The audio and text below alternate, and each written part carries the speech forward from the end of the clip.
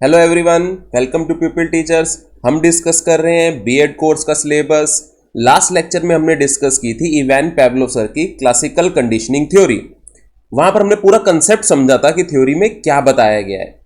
अब आज के लेक्चर में हम देखेंगे नोट्स। नोट्स कहाँ मिलेंगे? pupilteachers.in पर लॉगिन हमने किया हुआ है, तो सीधा चलते हैं अपनी आईडी पर। आईडी पर हम कहाँ विजिट करेंगे? Study material. स्टडी मटेरियल में सिलेक्ट करेंगे सब्जेक्ट। सब्जेक्ट हमारा था learning and teaching. Learning teaching में चैप्टर नेम था हमारा लर्निंग पैराडिग्म। यहां पर हमने थ्योरी देखी थी हमारी, theory of classical conditioning Ivan Pavlov. हम क्लिक करेंगे, नोट्स अवेलेबल है। इसको जूम कर लेते हैं। अब स्टार्टिंग कैसे करनी है? जब भी हमने पूरी थ्योरी लिखनी होगी या कोई भी आंसर लिखना है अगर हमने बीएड का, तो स्टार्टिंग करते हैं हम इंट्रोडक्शन पार्ट से या कंसेप्ट से। अब इंट्रोडक्शन में क्या रहेगा? जैसे थ्योरी हमने दी थी इवान पाव्लोव सर ने, तो इंट्रोडक्शन में हम इवान पाव्लोव सर के बारे में डिस्कस करेंगे। लाइक उनका बर्थ कब हुआ था, डेथ कब हुई थी। अब जैसे हमने पढ़ा था कि 1904 में इन्हें नोबेल प्राइज भी मिला था, तो उसके बारे में भी हम यहाँ पर बात करेंगे। कहाँ से बिलोंग करते थे? हमने देखा था कि रशियन साइकोलॉजिस्ट रशियन फिजियोलॉजिस्ट थे, तो हम यहाँ पर लिखेंगे discovered by Russian physiologist Ivan Pavlov. तो इनके बारे में हम सारे यहाँ पर बात करेंगे। तो इंट्रोडक्शन पार्ट आप यहाँ से नोट कर सकते हैं। नेक्स्ट पिक्चर दिखाई गई है यहाँ पर, ये तो हम वहां पर ड्रॉ नहीं कर सकते, ये सिर्फ हमारे समझने के लिए है। आफ्टर दैट हमने बात की थी बिहेवियरिज्म के बारे में कि बिहेवियरिज्म के की पॉइंट्स क्या थे, तो यहाँ पर हम वो भी डिस्कस करेंगे। हमारा इंट्रोडक्शन पार्ट कंप्लीट हो गया। अब इंट्रोडक्शन पार्ट के बाद हमने क्या डिस्कस किया था कि कंडीशनिंग से मीनिंग क्या था। हमने देखा था कि कंडीशनिंग में स्टिमुलस के लिए रेस्पॉन्स लर्न किया जाता है, सिखाया जाता है। तो यहां पर हम पूरा कंडीशनिंग का मीनिंग देखेंगे, यहां पर पूरा कंप्लीट। काफी ज्यादा दिया गया है। देखो यहाँ पे जो स्टडी मटेरियल है वो हमारी रिक्वायरमेंट जितना हमने हमारे पेपर में लिखना है उससे ज्यादा दिया गया। तो यहां से क्या होगा, मेन पॉइंट्स जो है वो अपने नोट करके रख सकते हैं। हमने कंसेप्ट डिस्कस किया कंडीशनिंग का। आफ्टर दैट हमने एसोसिएटेड टर्म्स डिस्कस की थी, जहां पे हमारा unconditioned stimulus, unconditioned response, neutral stimulus, conditioned stimulus and conditioned response था। अनकंडीशनल स्टिमुलस हमने क्या पढ़ा था? एक नेचुरल स्टिमुलस जिसके लिए रेस्पॉन्स अपने आप आता है और वो सिखाया नहीं जाता। जैसे एग्जांपल क्या था? डॉग के सामने हम फूड रखते थे तो वो सलाइवेट करता था, मींस लार उसकी निकलती, तो वो नेचुरल स्टिमुलस था फूड, और जो सलाइवेशन थी वो नेचुरल रेस्पॉन्स था। ऐसे ही था हमारे पास अनकंडीशनड रेस्पॉन्स। जो रेस्पॉन्स आया था सलाइवेशन का अनकंडीशनल स्टिमुलस के लिए, वो unconditioned response. Then neutral stimulus bell थी हमारे पास। कंडीशनड स्टिमुलस, अब वो बेल के लिए जब सलाइवेशन सिखा दी गई तो बेल जो पहले न्यूट्रल स्टिमुलस थी वो क्या बन गई थी? Conditioned stimulus. एंड देन अब जो सलाइवेशन थी वो बेल के लिए आ रही थी, सिखाई गई थी, तो अब सलाइवेशन को हम अनकंडीशनड रेस्पॉन्स ना कह के क्या बोलेंगे? Conditioned response. आफ्टर दैट हमने जब डिस्कशन की थी वहां पर हमने देखा था पाव्लोव सर का पूरा एक्सपेरिमेंट, उन्होंने एक्सपेरिमेंट कैसे परफॉर्म किया था, तो इसके बारे में भी हम लिखेंगे। ठीक है, पिक्चर हम नहीं बना सकते वहां पर हेडिंग हमारी बिल्कुल क्लियर होनी चाहिए कि हम कहना क्या चाह रहे हैं वहां पर। और कोशिश करेंगे बहुत बड़े बड़े पैराग्राफ ना लिख के थोड़ा हम पॉइंट्स में लिखें ताकि इजीली वो रीडेबल भी हो। अब पाव्लोव सर ने एक्सपेरिमेंट कैसे परफॉर्म किया था वो पूरा हम यहां पर एक्सप्लेन करेंगे। कि डॉग को फूड दिया जाता था तो एक्सीडेंटली उन्होंने ऑब्जर्व किया कि डॉग कभी कभी जो है वो पैरों की आवाज सुनकर ही सलाइवेट करने लग जाता है, या अपने अटेंडेंट को देखकर सलाइवेट करने लग जाता है। तो ये एक जो है वो अनएक्सपेक्टेड बिहेवियर था जो डॉग में चेंज आया था उसके बिहेवियर में। तो वो सारी बात हम यहां पर एक्सपेरिमेंट में विद हेडिंग हमारी बिल्कुल क्लियर होनी चाहिए। जैसे हेडिंग क्या लिखेंगे हम? पाव्लोव्स एक्सपेरिमेंट। तो पूरी हेडिंग हमारी क्लियर रहेगी यहां पर। हेडिंग के बाद एक्सप्लेनेशन दी हमने, एक्सपेरिमेंट कैसे परफॉर्म किया, फिर क्लासिकल कंडीशनिंग में लर्निंग कैसे हुई है, क्या स्टेप्स फॉलो किए गए। तो हमने 3 स्टेप्स फॉलो किए थे, फेज 1, फेज 2, फेज 3। फेज 1 में क्या था हमारे पास? Before conditioning. बिफोर कंडीशनिंग में हमारा अनकंडीशनड स्टिमुलस था और अनकंडीशनड रेस्पॉन्स था। इस तरह समझा था ना हमने सारा। तो पहले फेज 1 हेडिंग ये भी हमारी बिल्कुल क्लियर रहेगी और हम पूरा एक्सप्लेन करेंगे कि बिफोर कंडीशनिंग क्या क्या था। कि डॉग को हम फूड देते थे तो उसका अनकंडीशनड रेस्पॉन्स आता था। न्यूट्रल स्टिमुलस, हम बेल जो है वो यहाँ विसल ब्लो करते हैं तो उसका कोई भी रेस्पॉन्स नहीं था, तो ये बिफोर कंडीशनिंग था। सेकंड फेज हमारा क्या था? ड्यूरिंग कंडीशनिंग, यानी कंडीशनिंग के ड्यूरिंग हम क्या करते थे? हम एसोसिएशन करते थे इन दोनों स्टिमुलस में। ठीक है, स्लोली हम नीचे स्लाइड कर रहे हैं तो यहां से अपना नोट्स प्रिपेयर कर सकते हैं, नहीं तो आईडी परचेज कर सकते हैं। इवन एक सिंगल बुक के प्राइस में आपको सभी नोट्स अवेलेबल हो जाएंगे। आप मार्केट में बुक परचेस करने जाएंगे, जितने की एक बुक मिलेगी वहां पे आपको यहाँ पर सभी सब्जेक्ट के नोट्स मिल जाएंगे। तो ड्यूरिंग कंडीशनिंग में हमारे पास बेल और फूड, इन दोनों की हम एसोसिएशन करवाते थे। तो डॉग क्या करता था, बार बार इसको रिपीट करने पर बेल के लिए भी डॉग सलाइवेट करने लग जाता है। तो वो हमारा क्या था, आफ्टर कंडीशनिंग। तो यहां से नोट कर सकते हैं, आपको पता चल जाएगा कि भी कंटेंट किस तरह का अवेलेबल है साइट पर।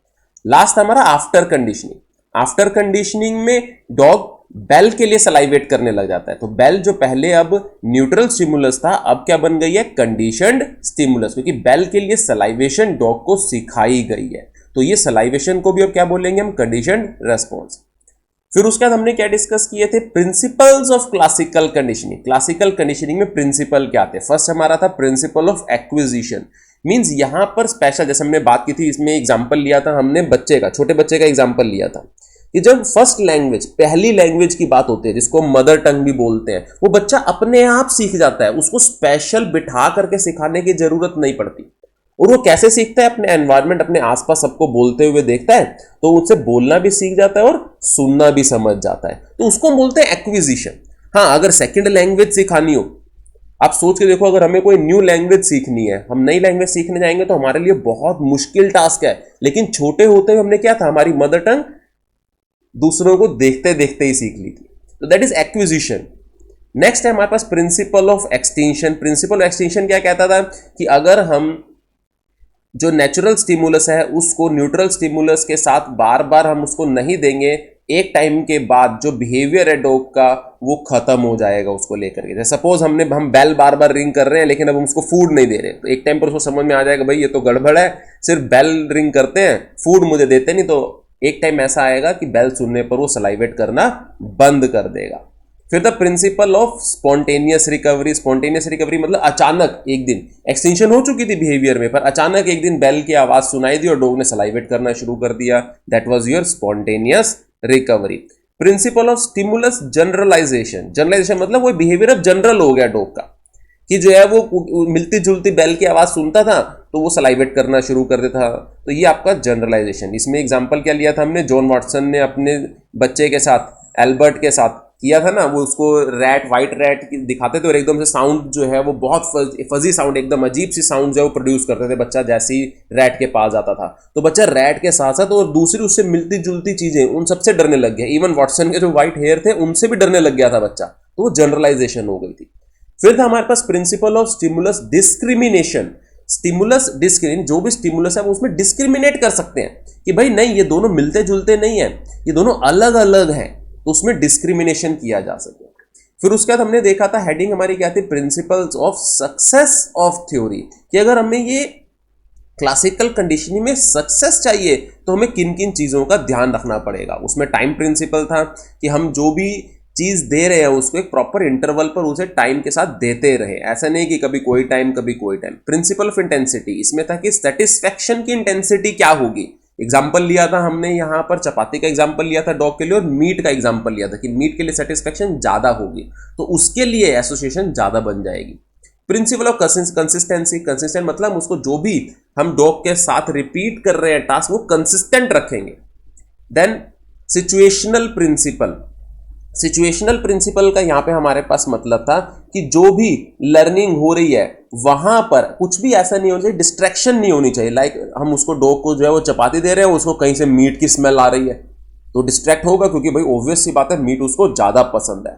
देन प्रिंसिपल ऑफ रिपीटेशन था कि जो भी हम टास्क परफॉर्म कर रहे हैं सिखाने के लिए उनको हम बार बार रिपीट करेंगे, इसको यूज भी करेंगे। जैसे मैथमेटिक्स में इसका यूज किया जाता है, मैथमेटिक्स में हम क्या करवाते हैं, बच्चों को बार बार रिपीट करवाते हैं, न्यूमेरिकल्स बार बार सॉल्व करवाते हैं, यानी ड्रिल प्रैक्टिस हो जाएगी वो।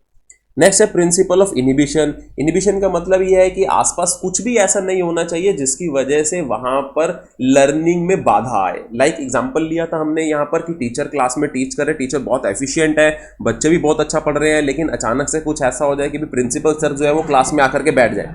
सब कुछ अच्छा है, टीचर भी एफिशिएंट है, बच्चे भी पढ़ रहे हैं, लेकिन कहीं ना कहीं प्रिंसिपल सर या प्रिंसिपल मैम की जो प्रेजेंस है क्लास में वो थोड़ा सा गड़बड़ तो होगा।